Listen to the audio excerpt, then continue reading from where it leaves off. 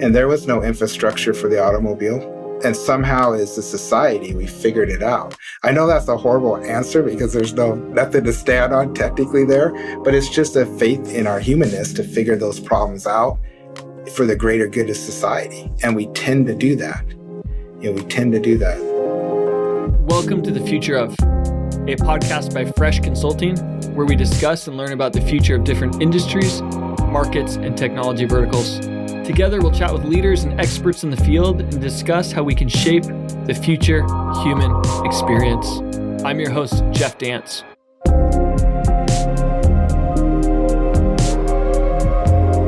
Welcome.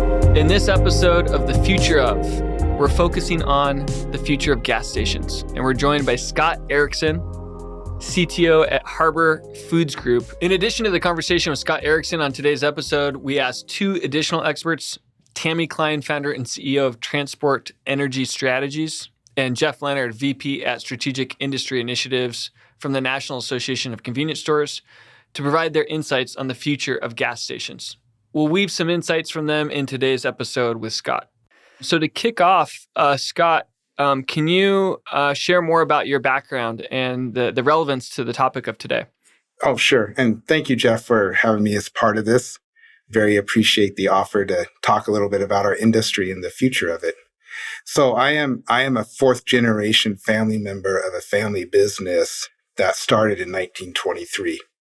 My great-grandfather immigrated from Sweden and worked his way across the United States from Ellis Island over to a little town called Aberdeen, Washington, and started distributing food, just milk, eggs, and cheese at the time, to all the local businesses in the community that needed that food supply. Well, fast forward about almost 100 years, our 100-year anniversary is coming up next year. And we are now a company called Harbor Foods Group. We are now over $1.2 billion in revenue. And through that growth from my great-grandfather in a horse-drawn carriage to now we have 850 plus team members. We service Washington, Oregon, Northern California, Idaho, Alaska. And one of our primary customers is the convenience store market, which in our society today is a vast majority of the gas pumps that are out there in the marketplace. And so throughout my career in the family business, which is spanning 36 plus years now, I've had the opportunity to work in about every aspect of the business, from sweeping floors, loading trucks, filling orders, delivering, some sales work, finance work, all the way up to the C-suite positions I've been in the last 20 years. I've had a great opportunity to learn the market, learn about our customers, been part of a integral foundational piece, I believe, of serving the entrepreneurs in our market that start these gas stations and what we call convenience stores today, and learn their challenges and their struggles and their successes, and see where some operators have been very successful, where other operators have maybe struggled. It's been a great picture of the industry. And, I'm excited to bring some of that knowledge and experience to this conversation, because I really feel like there's an opportunity going forward for this convenience store, grocery, small grocer, corner grocer, whatever moniker we want to put on it, for that to continue to evolve and change over time into the future. Awesome. Excited to hear from you. To start off, I think it would be good for our guests. Everyone has this experience of visiting gas stations. They're almost at like every corner, and there's so many of them. I think I read around 150,000 in the U.S., of which most of those are gas stations. These convenience stores are like around 80%, I think I read, were gas stations. And then obviously probably if we extrapolate maybe millions like around the world, like what is the future of gas stations? Before we get there, I think it'd be good to start with a little bit of the 101. Talk us through a little bit more about the current convenience store and gas station today, like some of the like how that business actually works. Give us just a little bit of insight so we can kind of baseline before we talk about the future and think about how things are going to change. Yeah. I think today's convenience store and gas station business has actually changed over the years quite a bit in and of itself and had to evolve. Currently, most of the convenience stores, typical convenience store will make a little bit of margin on their gas sales. And the gas is really a pull to the customer base, I think, to visit the location. There are corner grocers without gas that do quite well of embedding themselves in their communities and marketing themselves that way. So, but those ones with gas, they are kind of relying on that traffic to help get the in-store sales. Some of the challenges that the convenience store faces today that has gas pumps is, for example, with the pay at the pump, which has been around for decades, but that still was something that was relatively new and introduced when I was first starting in the business. And that was one of the things that was a concern at the time for convenience stores, because foot traffic wouldn't be forced into the store to complete the transaction. And convenience stores rely a lot on impulse sales of that person coming into the store. So when the pay at the pump came in, 40% of the people decided not to visit the store anymore. So that was a huge thing that the convenience stores had to adapt to. One of the things they did was they tried to market more programs in their store to draw that foot traffic in. They sell premium coffee programs. A lot of them are bringing in grab and go type food offerings. They're doing things like reinventing their store to improve the lighting, improve the cleanliness, realizing that their customer no longer has to make that journey into the store. They're doing all they can to pull the customer back into the store. Now, convenience stores are still strong outlets for some products that do pull people in. You have the tobacco products, you have the beer and wine type products, and the snacks and the sodas and the energy drinks.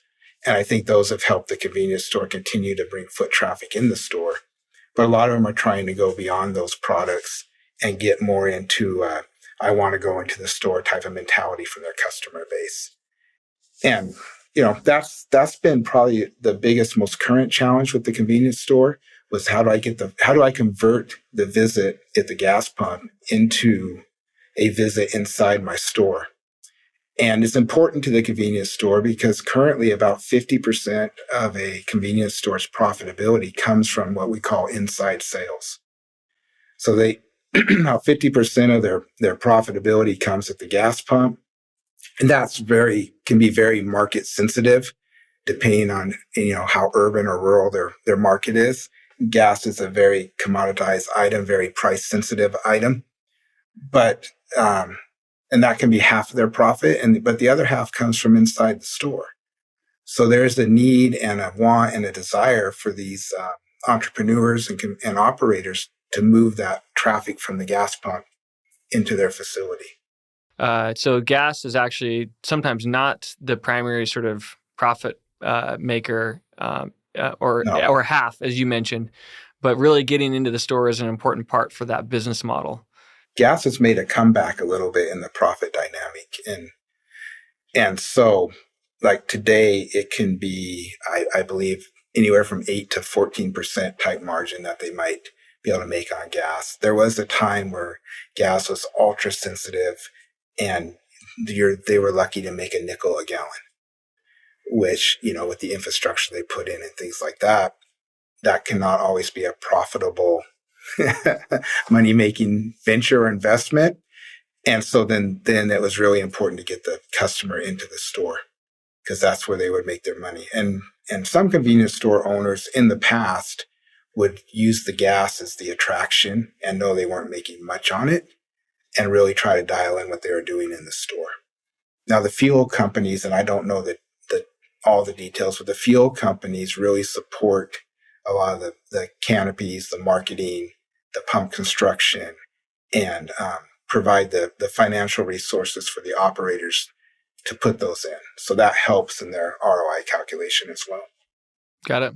How about ownership? Do most of these convenience stores that are also gas stations, are they owned by these entrepreneurs? Are they owned by oil companies? Like who are they typically owned by?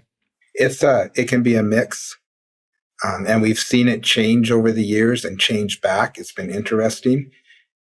In the states that we service, Washington, Oregon, Northern California, parts of Idaho, it's a lot of entrepreneurs. It might be a family business in and of itself that owns a convenience store gas station, or they might own 3 or 4. We do a lot of some regional players that might own 10. We have some nice chains that are regional chains that own 30 in a particular area. You get outside of those states, and there are some states where it's pretty much big chains that are the only opportunity. I don't have enough wherewithal in that or knowledge to know why, but that's just what we see in the marketplace. So they can be dominated by just chains in a geographic region. In our area, it's a lot of independent business owners, and they may have multiple numbers of stations. And then you will have stations that are owned or financed by the oil companies, and that may be a complete chain, and the oil company owns the whole thing, or they might own the land, own the store, own the pumps, but they'll lease the store to an operator who basically just lives on what they can get on the in-store sales. We've seen that model out in the marketplace. Oil distributors will often own chains. They either acquire them in the marketplace through opportunities of recovering debt and things like that. And then they end up with 7, 8, 10, 12, whatever stores. And so sometimes the oil distribution companies will own stores, and obviously that's a good way for them to distribute their product and then also take advantage of the retail space as well. I want to comment on the current challenges facing gas stations today, and I want to do it in the lens of understanding where fuels and vehicles, what I call transport energy, is really going around the world. I think one of the big issues that gas stations, fuel retailers are facing is what kinds of fuels will there be in a world that is really beginning to push more strongly and strategically towards decarbonization. What does that look like? So that might mean a revisiting of fuels that they offer today, like gasoline and diesel. It might mean offering other alternative fuels. So electrification or electric vehicle charging is one option, but other alternative fuels are options as well. And then, there may be bio-based versions of gasoline and diesel that they offer. So it's a brave new world out there for fuel retailers to try and anticipate what the trends are, and where policy is going in different countries. So in Europe, there's much more of a strong consensus and national and even supranational vision through the European Union, European Commission about what transport energies should look like in the coming years. So it's a lot of electric vehicles in light duty vehicles, cars, sport utility vehicles and the like.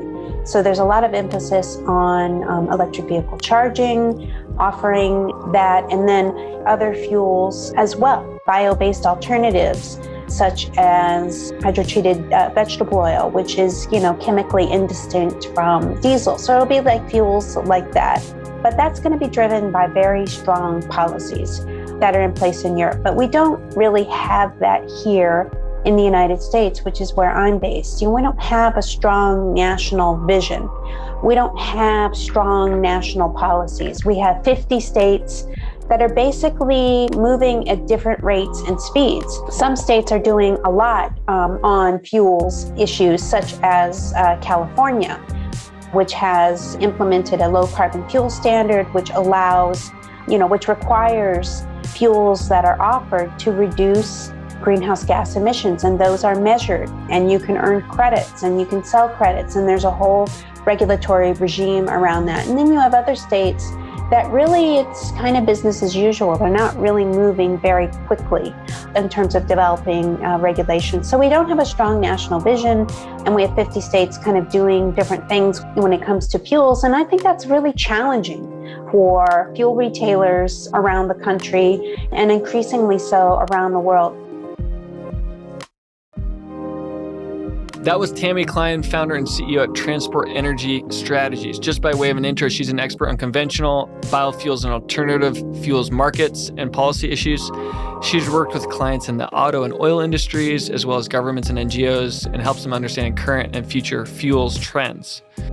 We'll now hear from Jeff Lenard, who's been a lead spokesperson for convenience stores, which actually sell most of the gas. He often covers the topic of motor fuel sales, trends, and new products and innovations in this space. Hi, I'm Jeff Lenard, Vice President of Strategic Industry Initiatives for the National Association of Convenience Stores, otherwise known as NACS. Now, when you look at what's going on with gas stations and what are the biggest challenges they face, you could probably break things down to three big challenges. Number one is a fight for a limited customer base.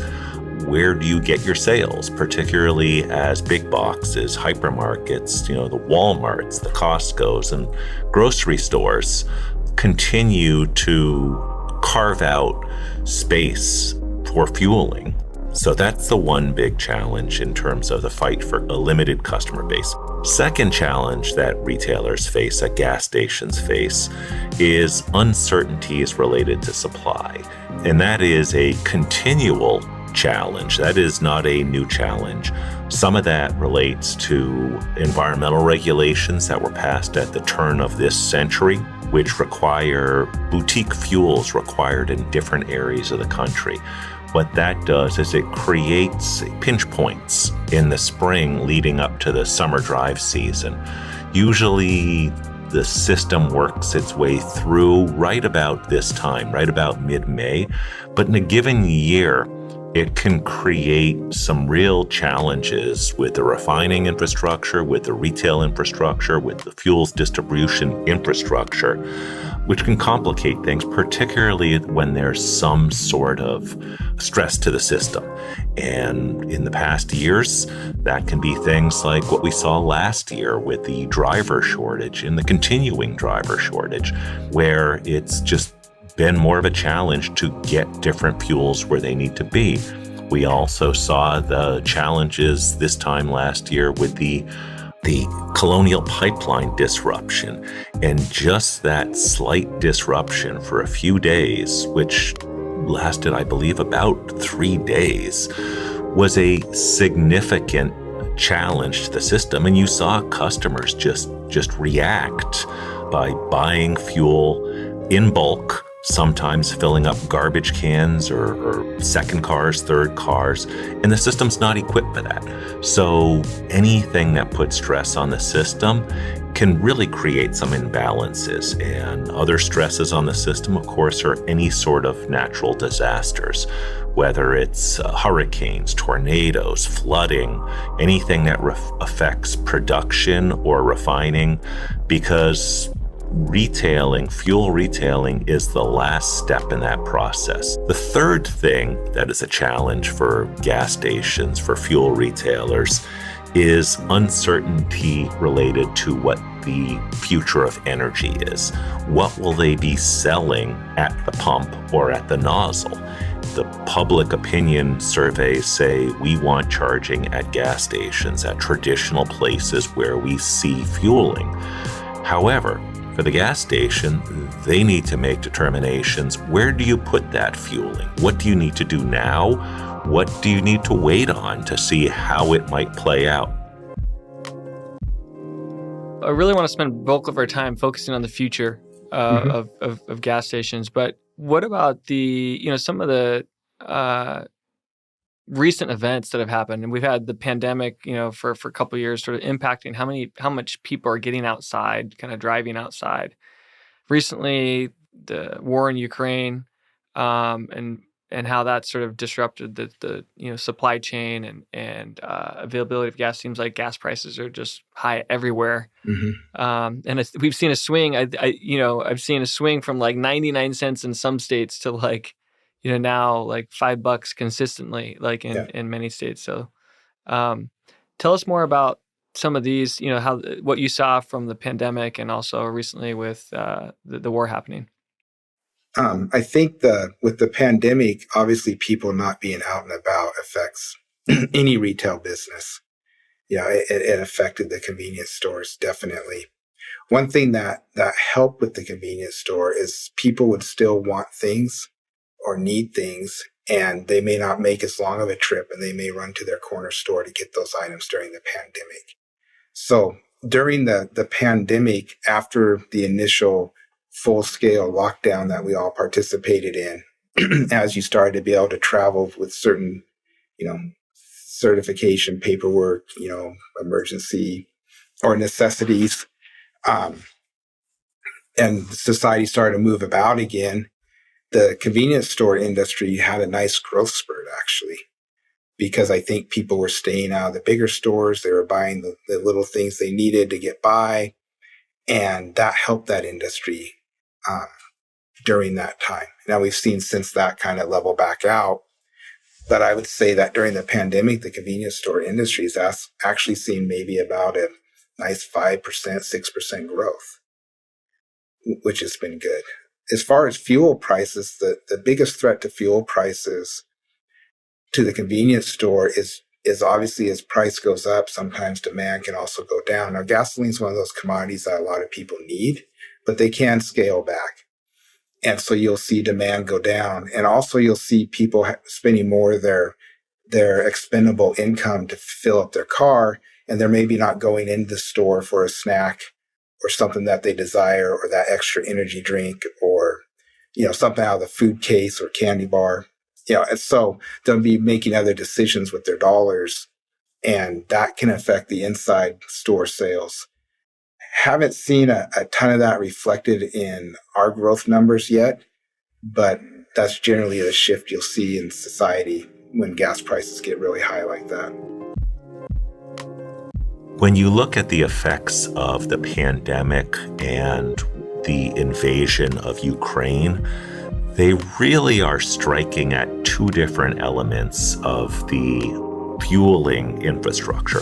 One is related to supply and one is related to demand. So let's just look at the demand first, and that's all related to the pandemic. When the pandemic struck in May 2020, the impact was immediate. People just hunkered down. They didn't go to work. They didn't run errands. They didn't go out to restaurants or shows or sporting events or anything like that. So the impact on fuel demand was significant. It was 40% overall, but many markets, it was much more significant than that. 50%, 60%, 70% reduction in demand over a multi-week period in mid-2020. Now, that demand has largely come back, but it hasn't come back fully. It came back. There was still a double-digit deficit at the end of 2020 compared to 2019, and that deficit tightened a little bit in 2021, but it's not all the way back. And it's not all the way back because there are still plenty of people who are working at home. You can see in the US, particularly with government workers, that now that they're required to come in a day or two a week, you're seeing more traffic, but you're really seeing different kinds of traffic. You're seeing traffic patterns. Yes, there's the typical morning commute, but we're also seeing at convenience stores that morning commute, there aren't as many, and they may not be coming inside for fuel in the morning. They may be getting it at a different time, and they may not be getting coffee or something else that they used to get in that morning rush hour. Now, for those who are either out of the workforce because they retired or don't feel like working or are working from home, we're seeing a different traffic pattern emerge. We're seeing people who are coming in still filling up in the morning, but maybe filling up at 11 or 11:30 when they finally find that it's just a good time to get out of the house and meet people and have normal human conversations instead of talking to a box for several hours on end. So that's what the pandemic has done related to demand. Now, with Ukraine, that is all supply related. Russia is one of the top 3 producers of fuel, And I think most people have heard on the news how much oil Russia produces, but it also refines product. And the type of fuel that Russia produces also has an impact on how it's refined, because not all oil is equal. Some oil is heavier than other oil, whether it's, you look at the tickers that look at different types of oil. There's WTI, which is West Texas Intermediate. There's Brent, which comes out of the North Sea. There's heavier fuel that comes out of Russia and formerly with Venezuela, although that looks like it's turning around. And refineries are optimized to produce or take in different types of fuels. So when fuel stops coming from Russia to other countries, it has a bigger impact on just the number. It has an impact on where refineries need to be optimized. And one of the things we're seeing right now is refineries aren't optimized in the US and around the world. And Russia also has refineries. So that's having a bigger impact than just the oil price that you see every day. It's really having an impact that's having a striking, it's affecting the refining ability around the world. And that's probably having as big an impact on prices as oil itself. So that's something to watch over the next couple of months. It's not just the price of oil, it's the ability to refine that oil. Let's shift and talk more about the future, because there's so many interesting things to talk about there. I think it's good to kind of understand the baseline. As we look to the future, if we just start with the high level question, what do gas stations look like 20 to 30 years from now? I think that the gas station for the future, it's possible in 30 years that it doesn't sell gas. I mean, there's obviously a lot of things that have to change in technology. I also think that in our industry, the gas station has had to adapt over the years already. I mean, a gas station started out as a service station. You got fuel there, you got your car repaired. And corner grocers were a little bit different altogether. Delicatessens, delis, things like that. As cars became more reliable, needed less service, and that changed over time, you saw a lot of gas stations adopt food, candy, snacks, packaged goods sales. And they made that adjustment. And that's kind of was the birth of the convenience store concept that we know today. So I think what that indicates is the real estate and their position in their communities is important.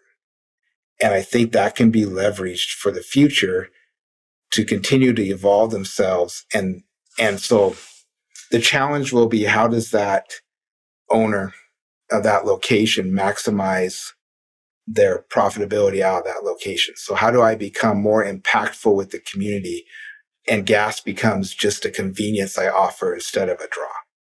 Because gasoline could, in 30 years, 30 years is a long time. In 30 years, gasoline could very much be something that a hobbyist goes and buys for certain vehicles that are more recreational than naturally used for commuting.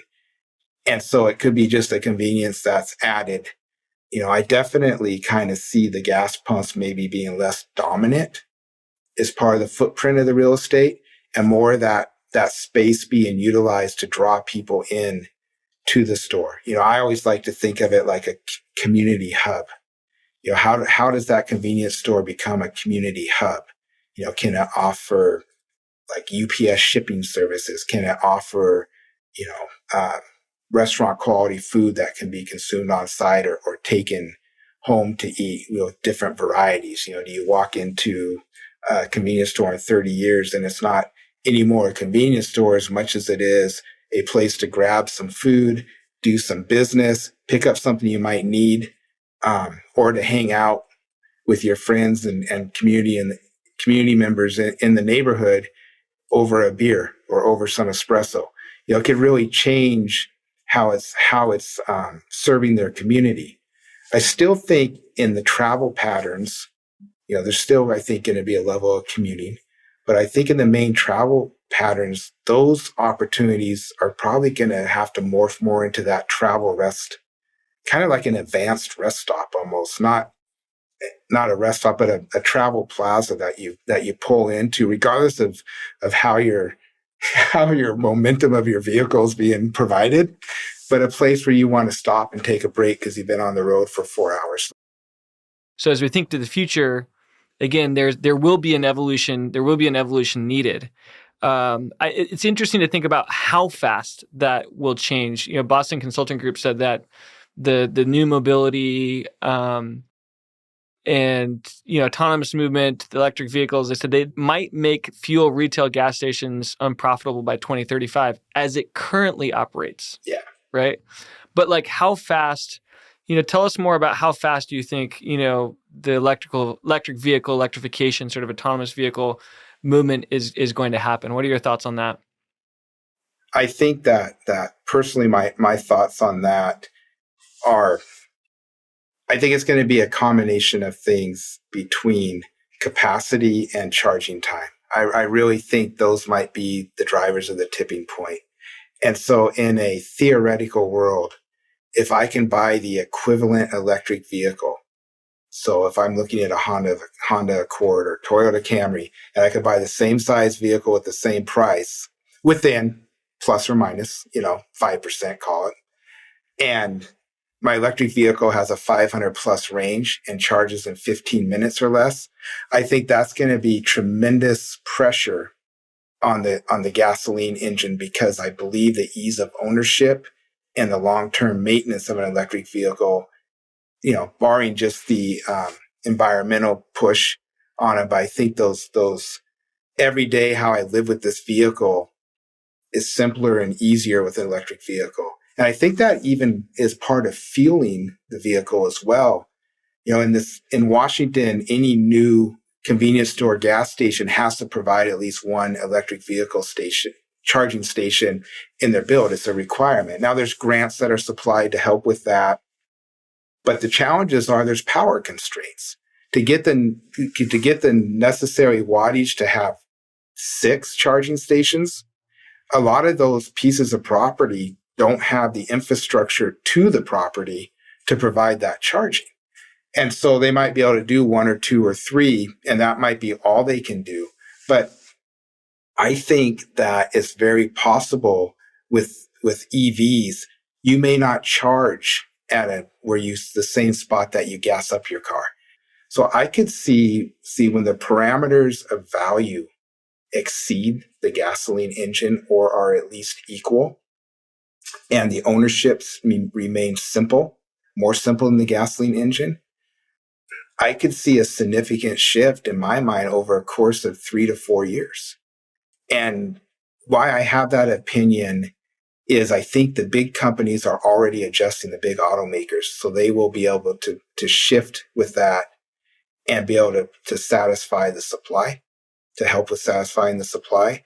I also see, it wasn't that long ago that cars became much more reliable and interest rates got very attractive. I don't remember the timeline exactly, but it would be cool for someone with more statistical ability to take a look at. But we turned over new cars in the marketplace across different income levels in like a 2 to 3 year period. Everyone was buying new cars. New cars became the thing to buy.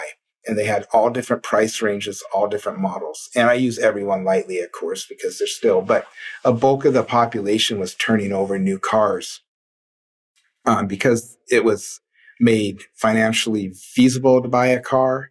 The cars were much better than what was previous, and people didn't hang on to their cars as long. We might be upgrading like we upgrade our smartphones. I think so. Are you seeing, the infrastructure is going to keep up also with any trends on the infrastructure to support EVs, and any thoughts on that? Well, I think that's going to also be a function of what does the EV 10 years from now or 8 years from now need as far as the infrastructure to keep up. I mean, current battery technology requires a certain amount of wattage to charge in a certain amount of time. I'm not schooled or know enough about those details, but just on the surface, What does the battery technology that's around the corner do? Does that charge with less energy? Does that charge quicker so that more cars can charge in less amount of time? Does that have that extended range? Is it lighter with an extended range so that, that you even free up more space, for example, inside the vehicle like you're talking about? And do the face of vehicles themselves change? And right now, it's a very personal experience, and it's something I enjoy. I mean, I love going on road trips and hitting the road. And, I have a Jeep, and I like taking the doors off and all that stuff and being out in the wind. And so that's part of the experience. But do we get more comfortable with more of a community type thing? And because of the quietness of EVs and some of the self-driving that's being used in the electronic vehicles, do they become more communal in and of themselves? Are you ride sharing more? Do you not own a car? Do you lease into a car?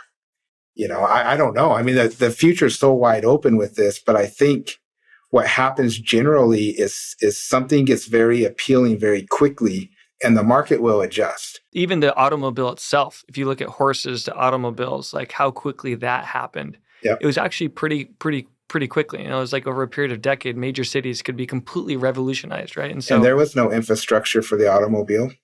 And somehow as a society, we figured it out.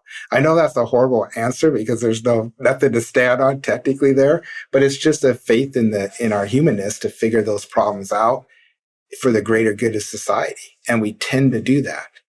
We tend to do that. Yeah, and I think your point about how the home is the range of the batteries, right, kind of changes the game. The idea that you're charging at home kind of changes the game. It's anticipating what those changes are going to be, and it's uncertainties in the market, anticipating those. Are consumers going to flock more towards electric vehicles, for example? Should they offer charging? Well, the first experiments in doing that, were really not great. There weren't a lot of vehicles when fuel retailers first started offering charging, around 10 years ago. There were all kinds of problems with the equipment. There was a lot of underutilization.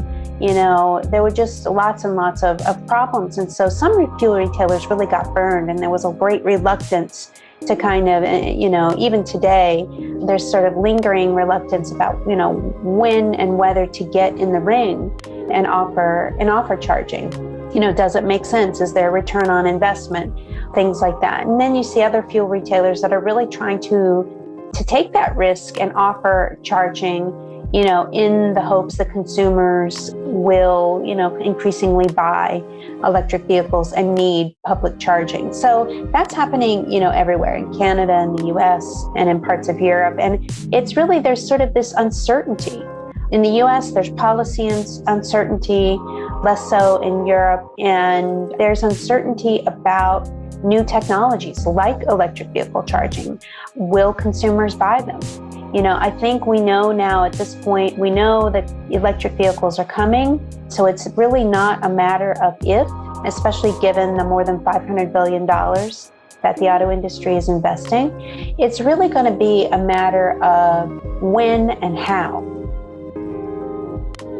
I think aspirationally, people feel, because of all these reports, the news reports, because of the commercials, because of all the news related to EVs, that they're more prevalent than they are. And I think a perfect example is in the survey, one of the questions we asked, and we looked at the median number, which is the middle number. We didn't want to look at the mean number, which can be inflated or reduced by people who say 0 or 100 or something like that, where you get two extremes.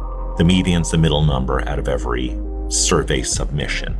And the first question we asked is, what percent of new vehicles on the road that were purchased last year were EVs?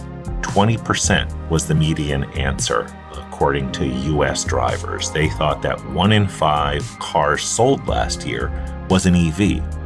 And in reality, it was about 3%. A couple percent more were hybrids, but still not in double digits in terms of EVs. And consumers at a minimum were off by a factor of 2. And then we asked a second question.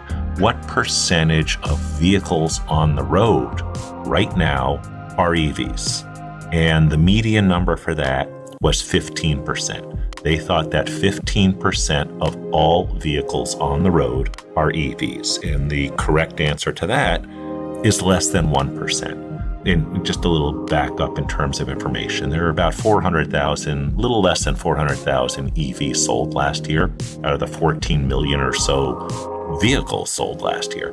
There are about 270 million vehicles that are registered in the United States. So let's just presume that by some magic, production was ramped up in every vehicle sold last year and the next 9 years, assuming 14 million cars sold, although it's a little lower because of the pandemic, but let's just assume that. If over the next 10 years, every car sold is an EV, that means in 10 years, EVs will have about a 50% market share, which means that 50% of vehicles will not be EVs. And when you look at the numbers, that doesn't feel realistic at all, that every car sold in America is going to be an EV.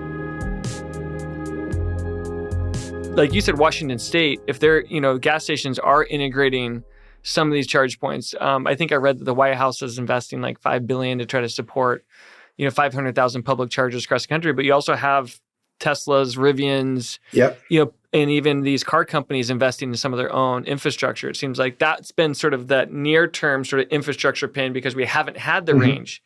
But it could all be for, just long-term. It could just be for those longer trips that we don't take very often if battery range really goes really high. And it's kind of solve itself. Do you think so, though, Jeff, that there's a community aspect that is just kind of part of what we want to be is people? And where I'm going with that is I don't think that the current gas station or convenience store is going to go away. I think they're going to evolve and offer the services that meet their customer base. And I still think one of the services is going to be that charging. I just don't think it's going to be as needed as a gas pump. It's going to be more of a want to. Look how many of us can make great coffee in our home. We can, but do we? Some do, some don't. Some of us like to go to the coffee stand. Some of us even like to go inside and say hello to people and see people, especially, pre-pandemic and like rolling out of this thing too, where we've been kind of bottled up a bit. Some of us like to go through the drive-through espresso stand to get our coffee, and having some background in the coffee industry, me personally, I can make a better coffee at home than I can get at a stand. But I like saying hello. And there's a guy I see every morning across the window that I say hi to that we went to high school together. And so you get that type of connection point. So I think this evolving of the convenience store and what our operators are doing in the market to position themselves to be ready for this is phenomenal as they've shifted and start to shift, but creating those communal hubs and offering that electronic charging, that EV charging is an option. It's just another way to pull people into this community center. It's going to be a pull versus a push, It's kind of like right now there's a need.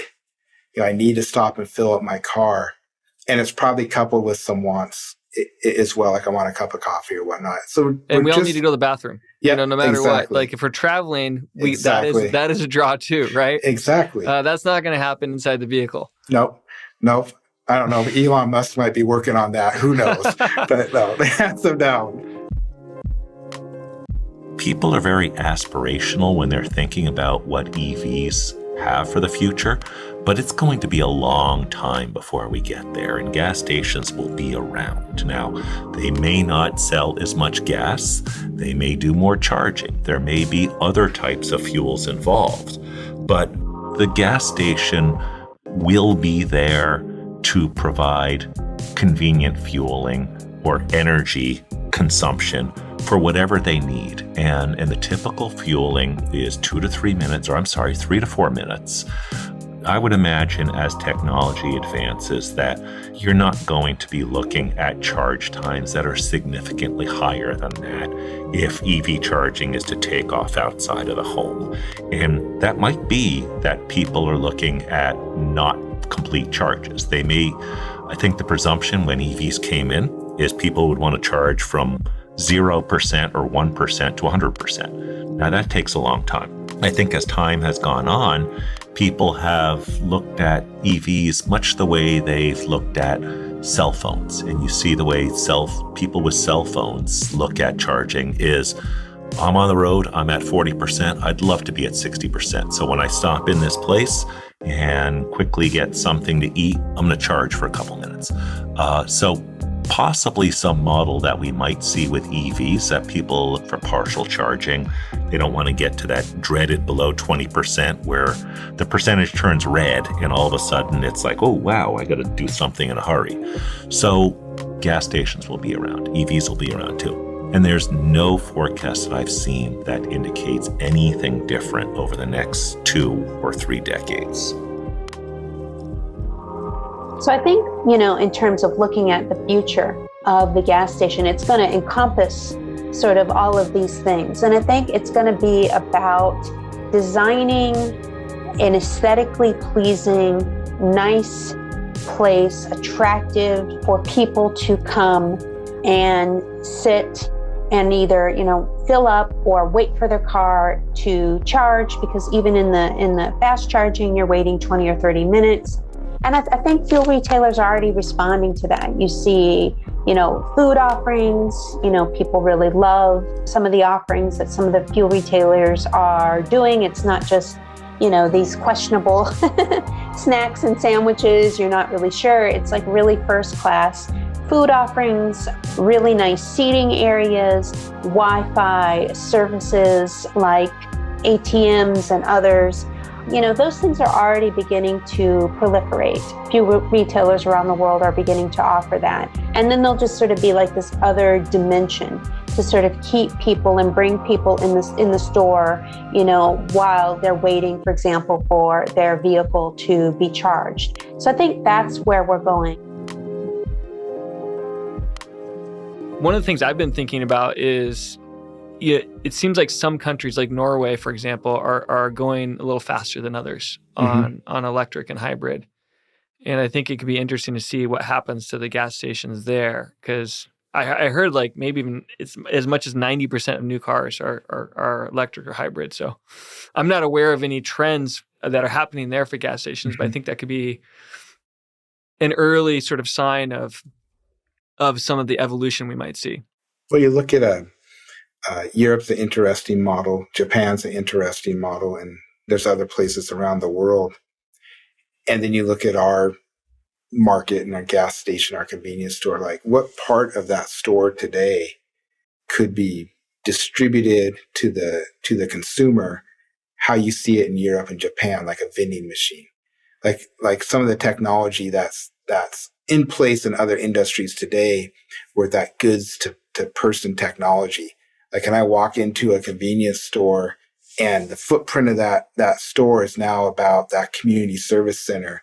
And I go to a couple panels in the walls in the store and it's in effect a fancy vending machine. I say, hey, I need some toothpaste and I want, I don't know what else, some wet wipes for my car. And it just vends them out to me.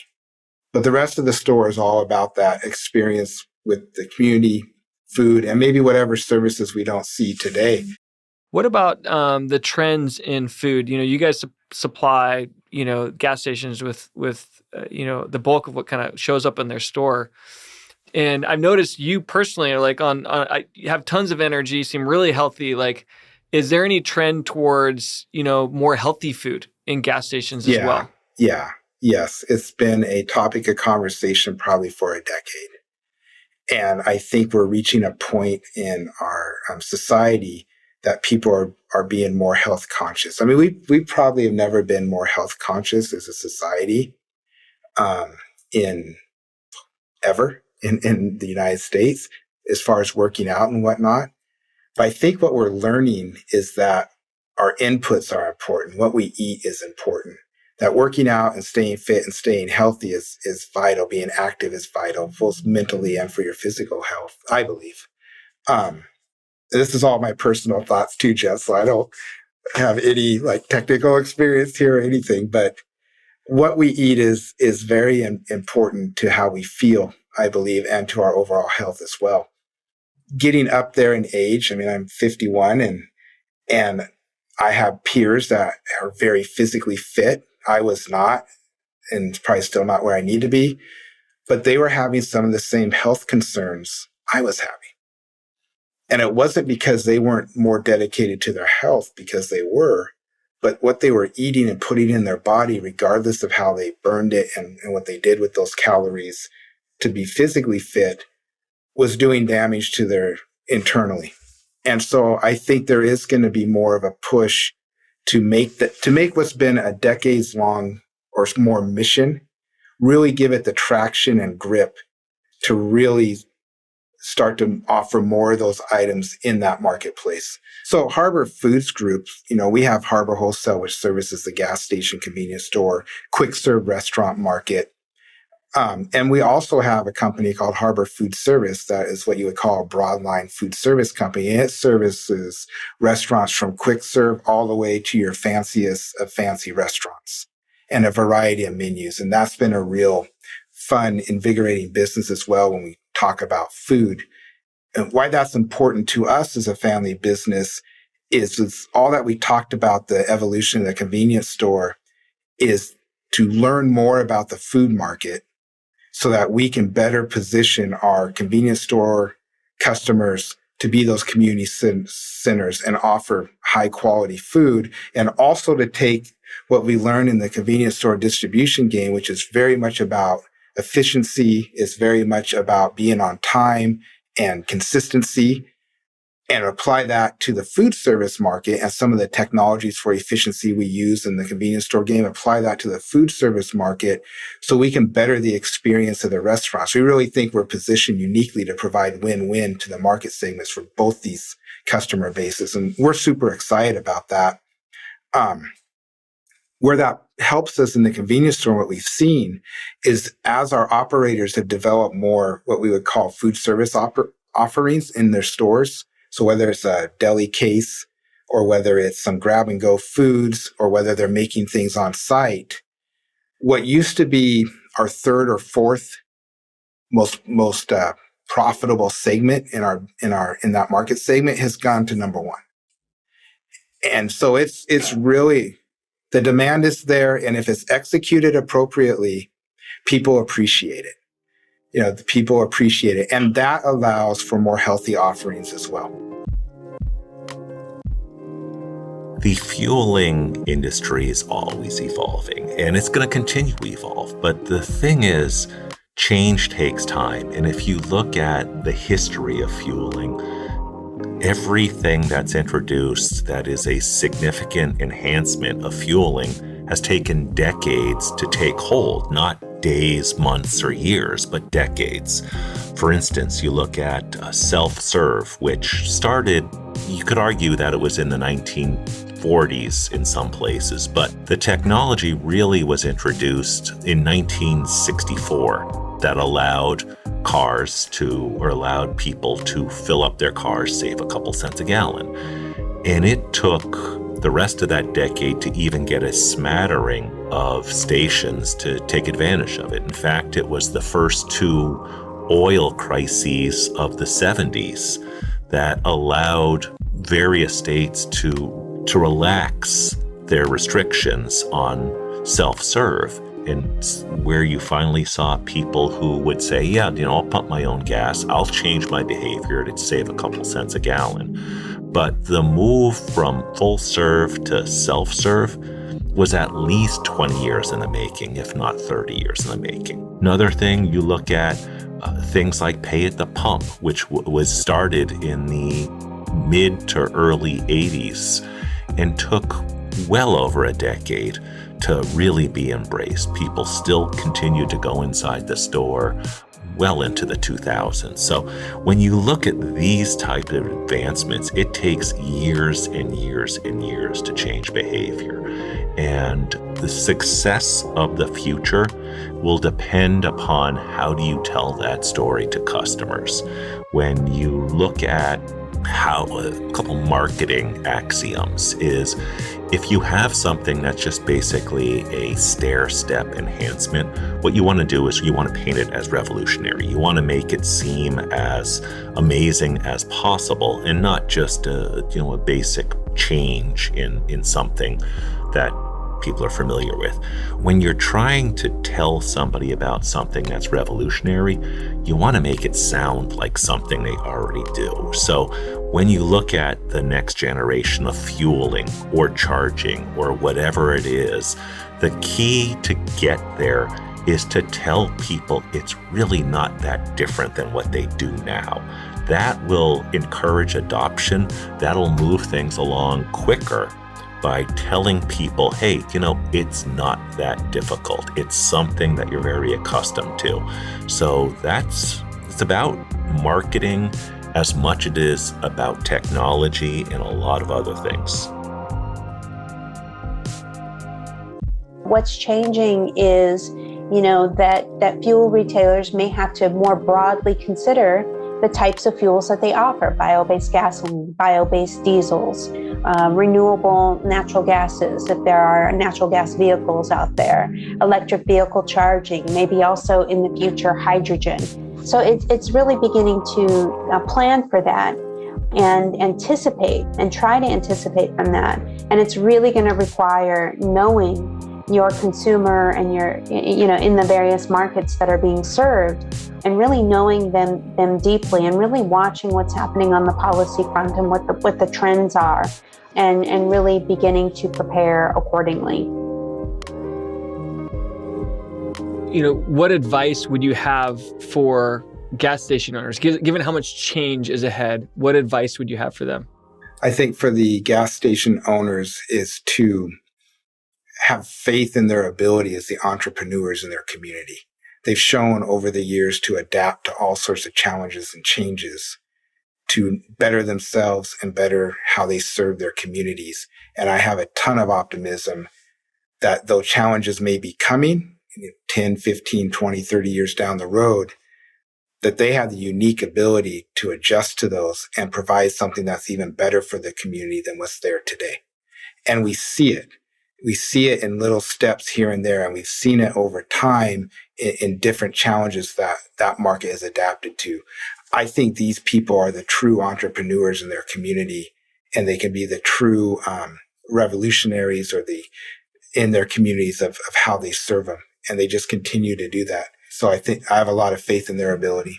That's really insightful as we think about their opportunity to improve the experience and also survive and grow out of it in a stronger way. Often great things come out of our hardest moments or change. And I really believe that it takes those challenges, those struggles to have the creativity to innovate into the future.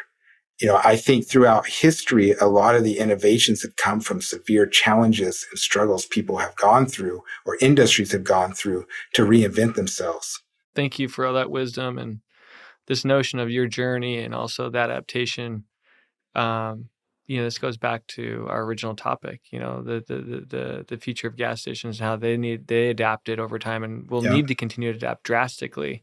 Yeah. But to bring that back to our relationships and thinking about how, if we're committed to a good experience with each other, how we need to also adapt and learn together and communicate and have clear expectations. Those are kind of my key takeaways from your wisdom. So thank you, Scott, for being with us and for sharing the depth of your experience, your foresight, your insight into the future. Really impressed with your thinking and also the legacy that you're leaving and continue to leave in this business that started with your great grandfather. Impressive, and loved having you here. Thank you so much. And I'm sure our readers, our listeners, really enjoyed it also. Thank you. Thank you, Jeff. Thanks for having me. It's been a real pleasure. The Future of Podcast is brought to you by Fresh Consulting. To find out more about how we pair design and technology together to shape the future, visit us at freshconsulting.com. Make sure to search for The Future of in Apple Podcasts, Spotify, Google Podcasts, or anywhere else podcasts are found. Make sure to click subscribe so you don't miss any of our future episodes. And on behalf of our team here at Fresh, thank you for listening.